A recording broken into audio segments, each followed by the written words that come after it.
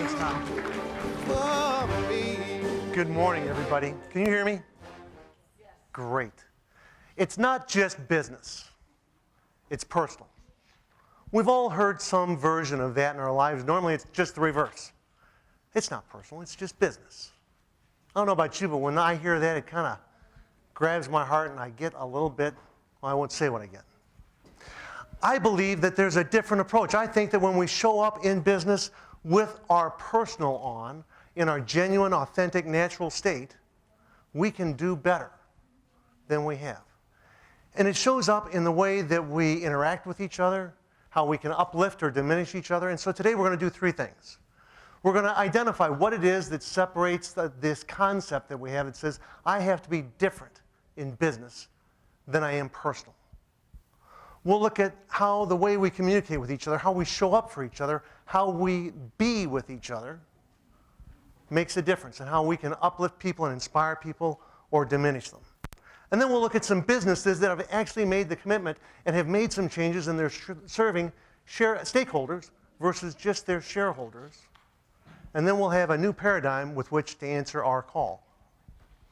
I got to tell you how this talk came about, though, because like Tom said, we've been friends for a long time. He's heard me rant about this for a decade or more, about how business can do better.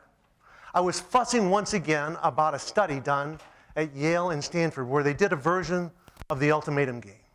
For those of you that are not familiar with that, I give you $10, and your job is to offer your friend part of it. If he accepts it, you both go home with the money.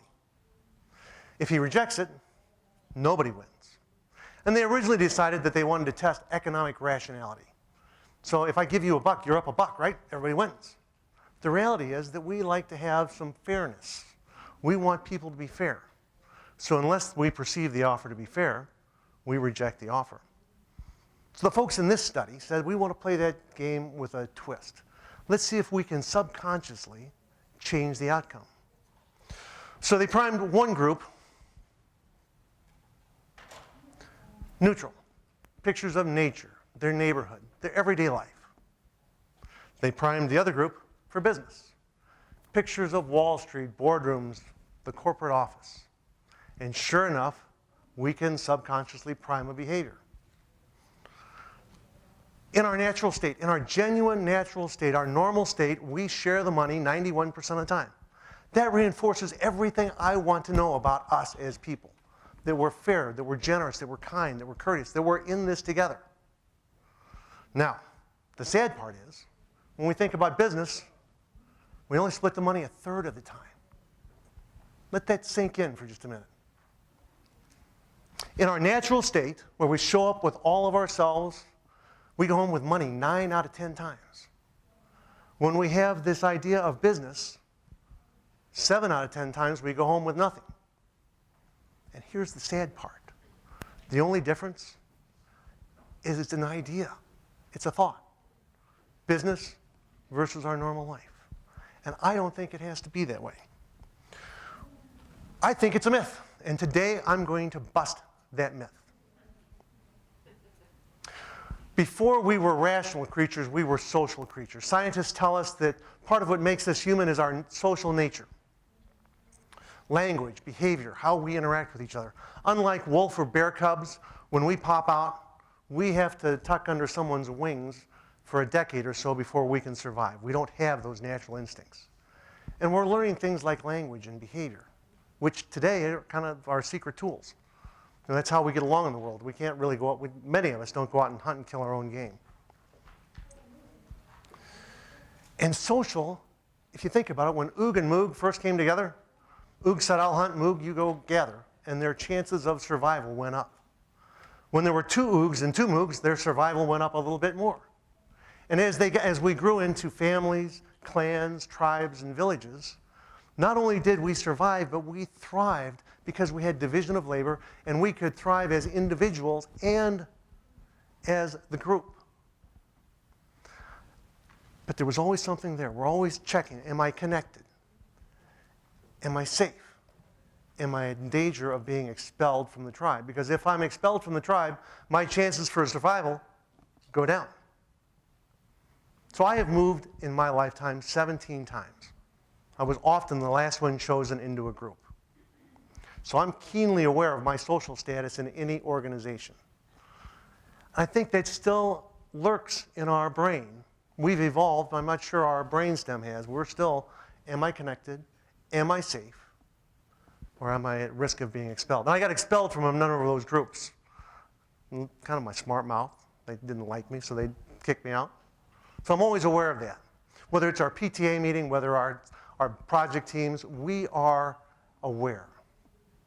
And when we're connected socially, when we have strong social ties, we recover from disease and injury faster. And when we have weak social ties, our propensity, we have an increased likelihood to get sick, to fall down, to watch the edge of the stage so I don't step off, to injure ourselves. And it's all because of the way we show up for each other. Are we connected as a part of that tribe? If Craig's in the room, he's going, oh my God, he's got definitions up there. I like definitions. I'm looking for society because that's how we show up for ourselves in a group. If you look, it's an aggregate of people living together formed for a particular purpose, like the Society of Public Accountants. We all live and operate in small groups called teams, whether it's a project team, a family team, or an Aconcagua team. And we're organized and working together. It's important to think about that because just like in our tribes, we're trying to see if we're connected. And if we're safe, I'm willing to reach a little bit farther for that brass ring, to stretch just a little bit farther, because I know if I stumble, someone will be there to pick me up. Strong teams, high-performing teams that I'm aware of, tend to exhibit some common traits. In addition to having high standards, they want, you see, courtesy, respect, openness. You heard John talk about that a minute ago, about trust. It's been an incredibly important part of the group we've been a group part of. That ability to trust your team to be there for you has been huge. And this all makes sense to people. They all say this looks good and it makes sense. But it also has an impact on our engagement. Employee engagement results in some amazing benefits. Today in America, the third leading cause of death is medical error. A 41% reduction in patient safety incidents, that's a meaningful number. That makes a difference. That's a life and death kind of deal. The rest of these numbers are all meaningful in our businesses. They make a difference. And we can make a difference in engagement through our social ties. The number one determinant when this study came out as to why people left an organization was their relationship with their boss. How do we get along with each other? The number two determinant was, is there someone at work that cares about me? Is there someone on my team that cares about me? Strong social ties. It can also be this. I hate to say this in a group like this, but I used to be that guy in the upper left. I actually threw my telephone at a wall and put a hole in the wall talking to a young lady about why she shouldn't have treated my customer the way she did. Then my boss came to me and shared with me why I shouldn't have treated Paula the way I did. But we see people yelling, we see people checking in on their phones, ignoring each other.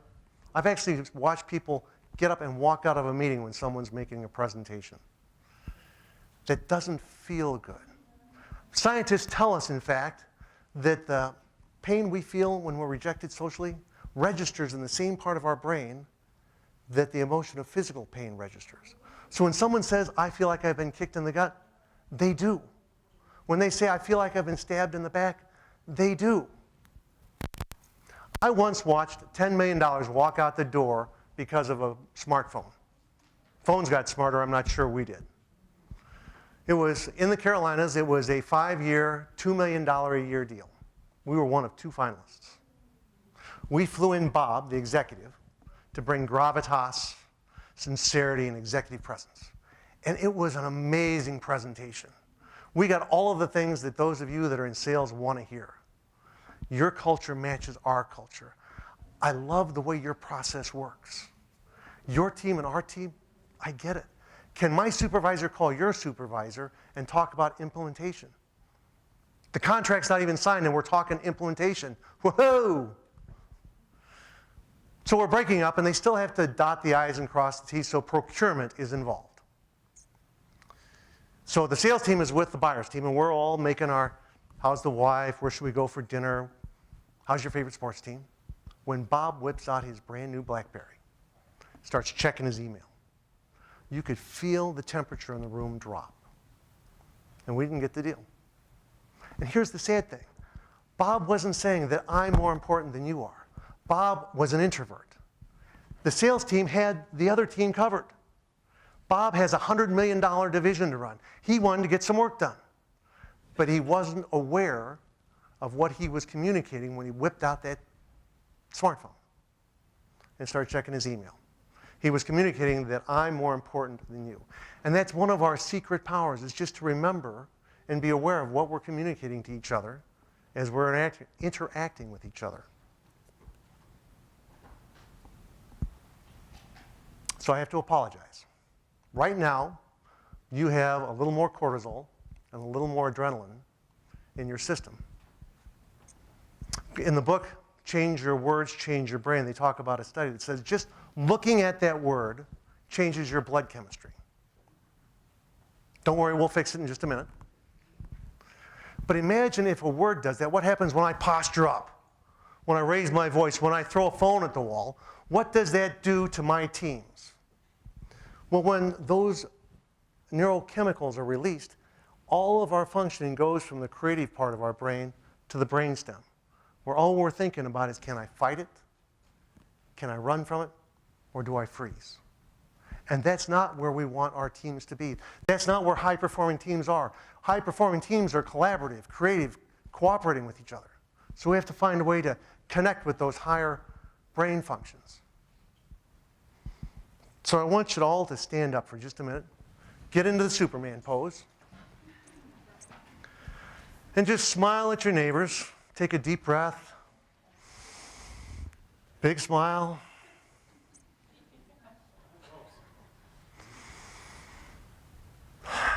Doesn't that feel good? Have a seat.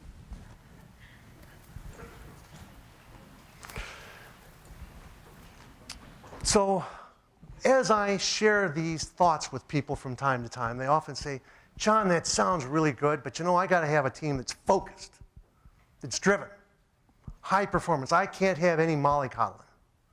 Well, let me ask, would anybody say that the Navy SEALs are mollycoddled, unfocused, or undisciplined? They're some of the most disciplined people I know.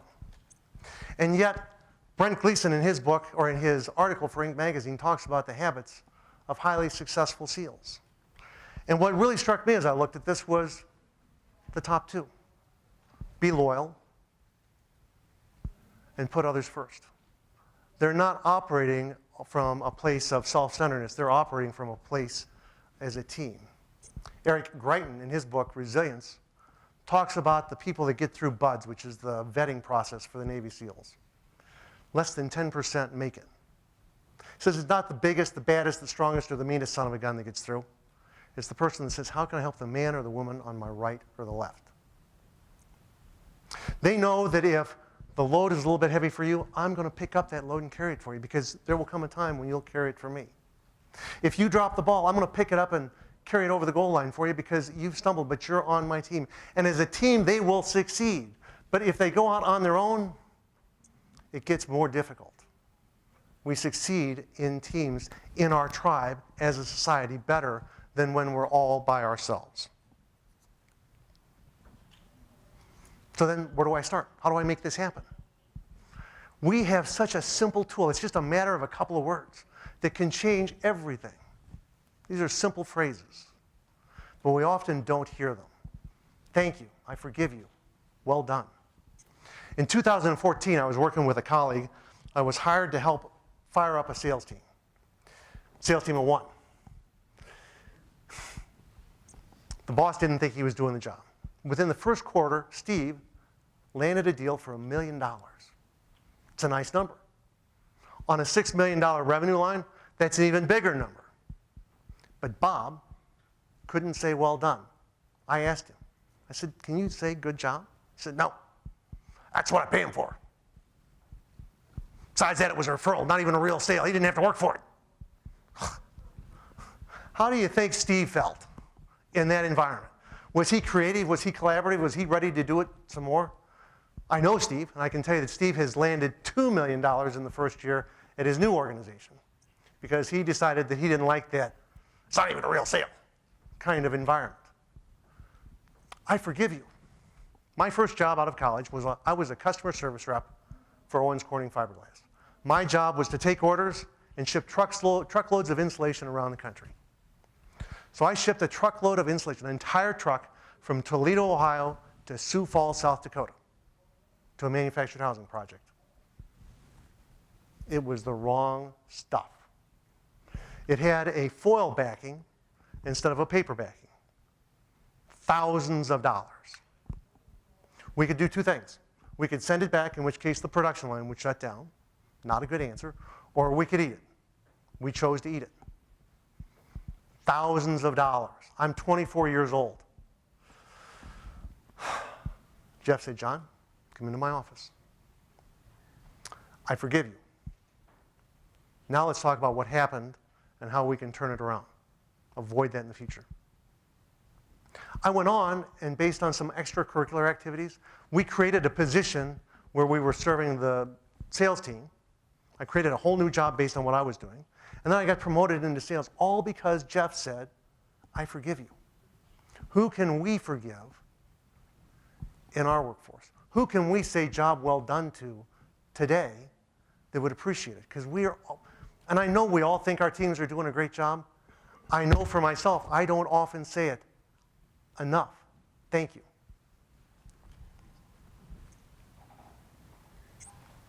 What's really cool is that businesses are starting to get in on this now. This is the meme or the thought pattern that was in place when I graduated from college. You now know when I graduated from college. I can remember at the Rusty Scupper with my friend Dan Toronto, clanking beer mugs, greed is good. Profit. We were going to be titans of industry. As I've grown up, I've taken a different look at this. The purpose of a company is to maximize profit. I need profit. That's what fuels my business. That's what fuels my expansion. That's what helps me serve you, my customer. And food is what fuels me as a human being. And if I were to maximize my food, maximize my eating, I don't care how green, how organic, how non-GMO it would be, if I was just maximizing my eating, I would die quickly in a chronically diseased life. I think there's a bigger purpose to our business. And what's encouraging is that there's a new meme coming. But again, I want to make the bridge from us as individuals to us as organizations. And if we look back to the definition of society as we show up in our natural state, aggregate of people working for a purpose. What's an organization? It's a group of people working for a purpose.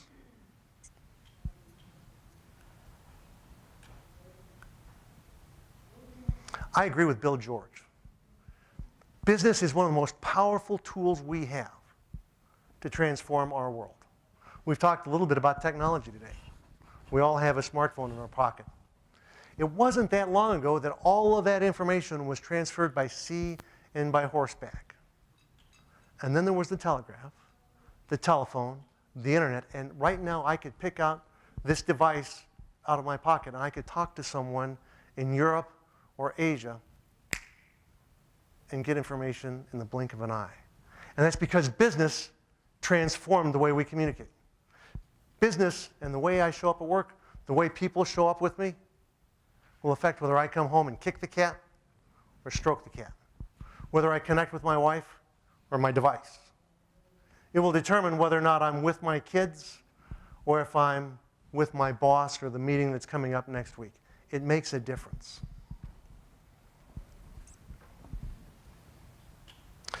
When you see people like the Harvard Business Review, Forbes, and American Express saying conscious capitalism outperforms others by 10x, doing good is actually or doing well is good business, there's a new meme evolving, and it's possible thanks to organizations like the Clarkson Center for Board Effectiveness, Barbara Kimmel's Trust Across America, ConsciousCapitalism.org, which is founded by John McKay from Whole Foods, and firms of endearment. This is the one I'm most familiar with. Firms of endearment was written originally in 2007. And it did a good to great comparison of companies to say, if we serve our stakeholders or our tribe versus just our shareholders, if we show up for our community versus just ourselves, can we do business differently? And they find that they can. You might recognize some of these companies. They compared Costco to Sam's Club, Southwest Airlines to the airline industry, Whole Foods and Wegmans against Albertsons and Kroger's. And they found that, in fact, there is a different outcome in the way we do business. They look at stakeholders versus just shareholders. And as you look at this list of stakeholders, you see that shareholders are there. We're not ignoring the shareholders. We're not ignoring the profit line, the goal line, as Stephen was talking about earlier today. But we're also looking at our employees, our customers, our vendor partners. I've always hated that word vendor. I am not a vending machine. You cannot put a quarter in me and get a can of Coke. I'm a solution provider. But they also look at the community and the environment around them. And what's great is that they're getting different kinds of results. Let's take a look at a firm that you may be familiar with, Honda, and their relationship with their partners. Every year, they rank in the top 5 of the supply chain as the best company to do business with because of the way they treat their suppliers.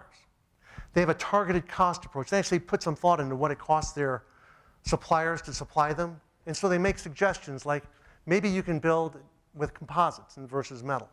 Or maybe you can put your production line a little bit closer to us so it's not so far in shipping. Or maybe you ship some components, we'll get some components and we'll manufacture it here.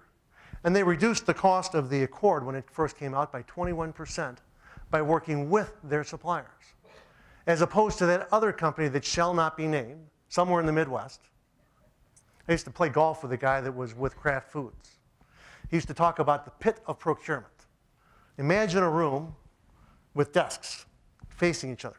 Buyer, seller, buyer, seller, buyer, seller, with little walls on the side. The only thing missing is the glass window between you and the prisoner.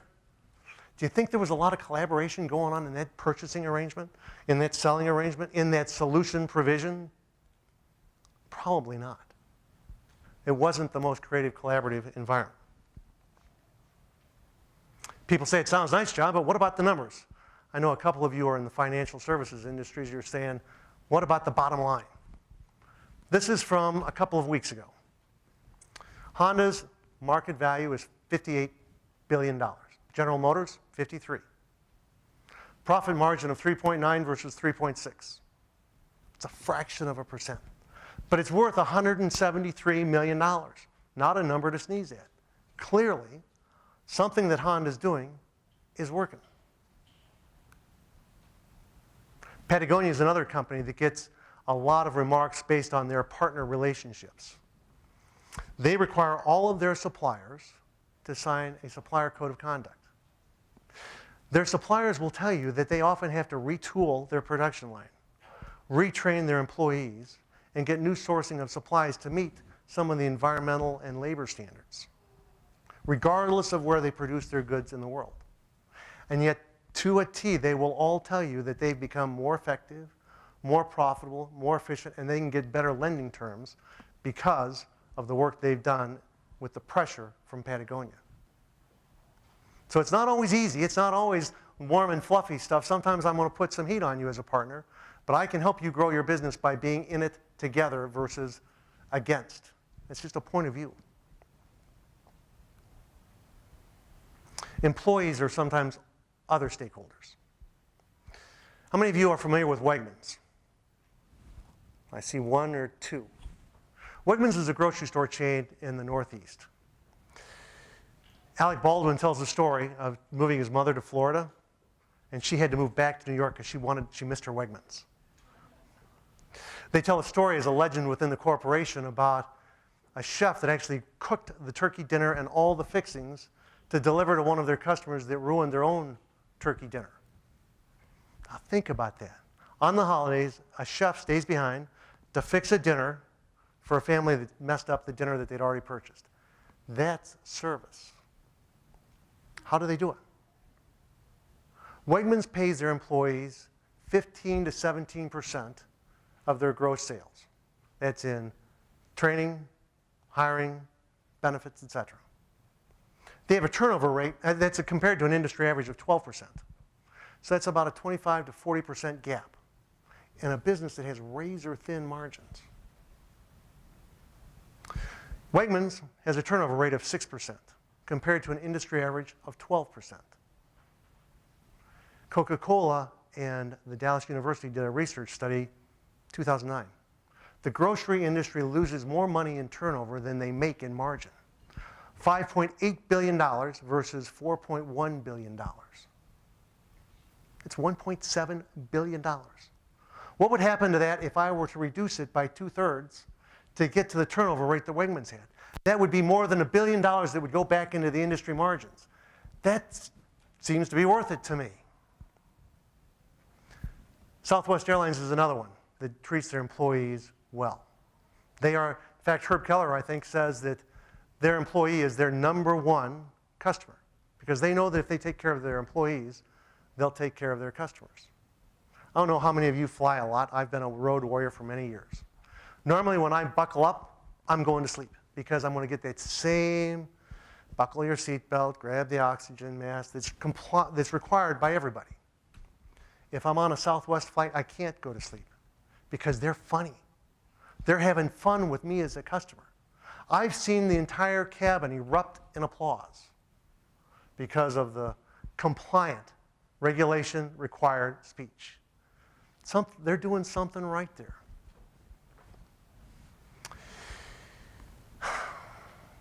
You all have been part of a team somewhere in your career. You've either joined a team or a new leader has come into the team. And I'd like to take just a minute and at your table, I'd like you to share what the impact of that was.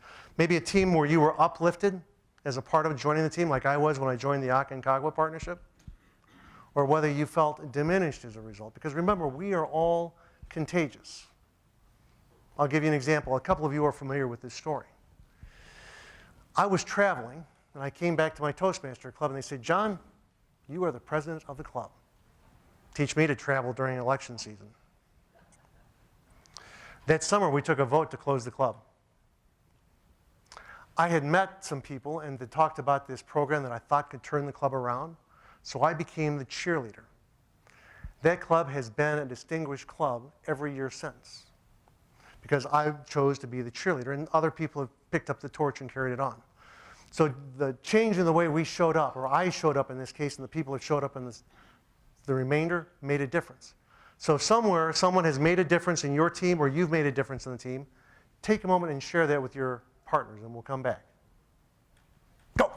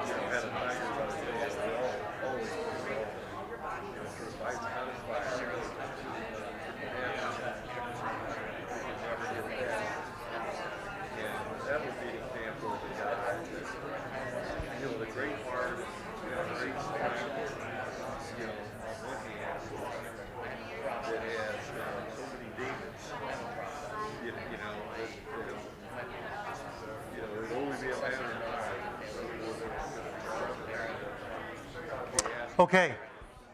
If you can clap once if you can hear me. Excellent. Thank you. So what did you observe? We'll take a couple of answers. What did you observe as you listened to each other about what lifted you up or what diminished you? What were some of the common elements?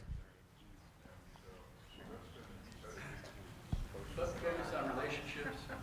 Focus on relationships? Caring?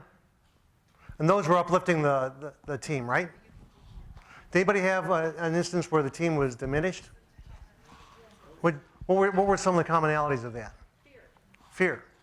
I think you raised your hand? Oh, okay. Okay. You know, as I'm thinking about it, you know, the single most significant thing is how the people are, and especially the leader inside of the by far.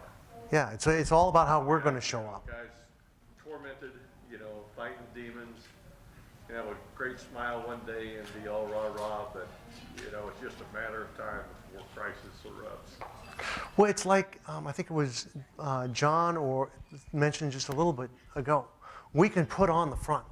We can show up and be all smiles, but it's going to leak out in other areas. I know it has leaked out in mine.